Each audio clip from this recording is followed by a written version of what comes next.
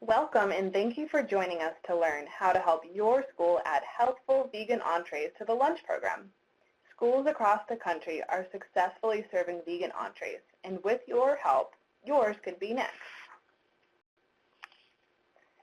Today, we'll describe how vegan entrees can meet National School Lunch Program guidelines, identify strategies for approaching your school, and identify resources that can facilitate menu changes and long-term success.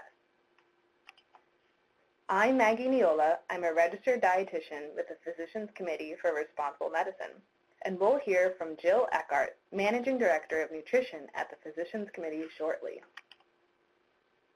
The first thing to know is that, yes, vegan entrees can easily meet the nutrition guidelines your school has to follow.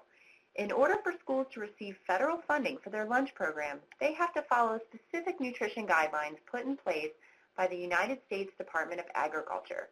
The USDA does require that a meat or meat alternate be offered at every lunch meal. However, it also encourages a variety of meat alternates to meet the dietary needs of both vegetarians and culturally diverse groups in schools. Cooked dry beans or peas, tofu, soy yogurt, nut and seed butters, and enriched macaroni all meet the guidelines for meat alternates. Okay, if you've gotten this far, we know you are passionate about school lunch. But let's just say a quick word about the many health benefits of adding vegan entrees to the menu.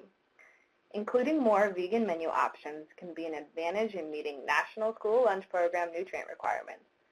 Schools have a limit on how much sodium, saturated fat, and calories they can serve per week. Most vegan foods are exceptionally low in saturated fat, and most are also low in sodium. Let's compare a stuffed crust, whole grain, pepperoni pizza that's commonly found on school menus to a vegan Tuscan tomato pie recipe developed by the Coalition for Healthy School Foods, also served in many schools.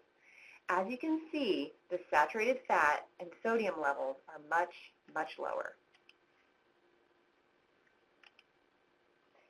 Here you can see the difference between a regular burrito and a vegan option, both of which can be served in schools to meet the guidelines. Plant-based meals provide more than ample protein, and protein is not the lacking nutrient that's leading to increased rates of overweight and obesity, even amongst children. Rather, over 90% of American children and adults do not consume adequate fiber, which helps promote a healthful weight. All plants have fiber and contain a combination of protein, carbohydrates, and fat in varying amounts.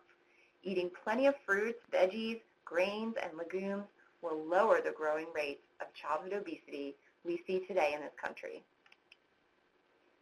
Consider the position of the Academy of Nutrition and Dietetics, which states that well-planned vegetarian diets are appropriate for individuals during all stages of the life cycle, including pregnancy, lactation, infancy, childhood, and adolescence, and for athletes. Just in case you who haven't read the 571-page USDA scientific report of the 2015 Dietary Guidelines Advisory Committee, it states that a plant-based diet is not only more health-promoting than a diet high in animal-based foods, it also has less of an environmental impact, which is an additional incentive to making menu changes. Here at the Physicians Committee, we love legumes, so we use them frequently in school lunch recipes.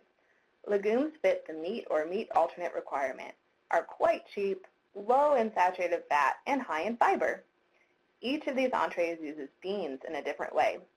A new take on the classic school pizza, the Tuscan tomato pie recipe uses Great Northern beans. Powered oat pasta uses chickpeas. The falafel wrap uses pureed chickpeas, and the Baja bean tacos use kidney and pinto beans. We've shared the links to these recipes in the description of this video.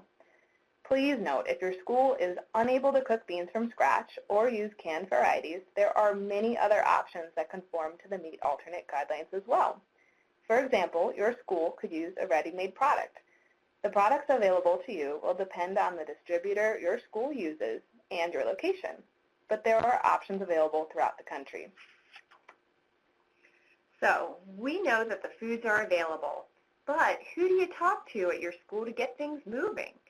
Keep in mind, school lunch programs are complicated because the program needs to meet budgets, guidelines, and student tastes. In the end, you'll need to convince the food service director that there is ample demand and support for vegan options. We've found that the best way to convince them is by finding an ally at your school.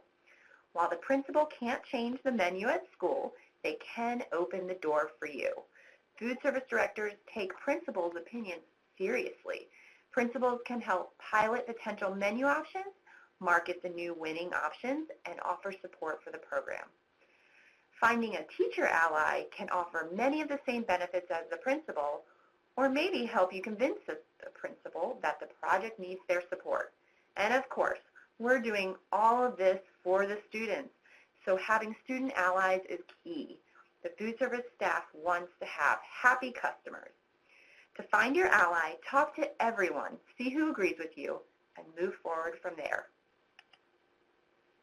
Each school district is a little different from another. Take some time to survey your landscape so you can find the easiest way to add vegan entrees. First, check out the current menu. Are there vegan options? Are there vegetarian options? What could be easily swapped? Find out how the kitchens are set up. Are they heat and serve or scratch made? Does your district have a central kitchen or do they use a catering company? Are they already in contract with a food service company? Each setup will dictate what types of foods your school is able to serve. Are there other nutrition education programs offered? Often there are allies in these programs. And take a moment to really see what your lunch program is already doing well and what could be improved. Being able to speak to these components when you meet with your food service director will go a long way in showing them that you've done your homework. Once you've got your allies and research together, set up a meeting with your food service director. In general, their contact information is on the school district's website. Bring resources with you to your meeting. Ours include a vegetarian options guide, best practices, bulk recipes, and marketing support. We've included a link in the description of this video for where to find these resources. Listen to the concerns and thoughts the food service director brings up. Adding these new options will take work on their part, so try first to really listen to their concerns and work together to solve them. There are potential challenges that your food service director will likely be thinking about prior to this discussion. Some that we often hear are, there isn't enough demand, it's too expensive, kids will just throw it away, products aren't available, and our staff doesn't know how to make these options. There are answers to each of these issues, each of which will be unique to your district. Change takes time. At your first meeting, set a couple of goals to keep the momentum going. And don't stop after your first meeting. Send a thank you note to the food service director and then follow up on your planned steps. Stay on top of the project so it doesn't fall to the side. Help make it a priority. School lunch impacts over 30 million kids every day. By taking action, you will be making a huge impact. If you have questions for our Healthy School Lunch team, please reach out. We'd love to hear from you. Last but not least, when your school adds new vegan options to the menu, encourage them to apply for the Golden Carrot Award, a cash prize awarding schools for serving plant-based meals. Thank you so much for joining us. Good luck, and let's stay in touch.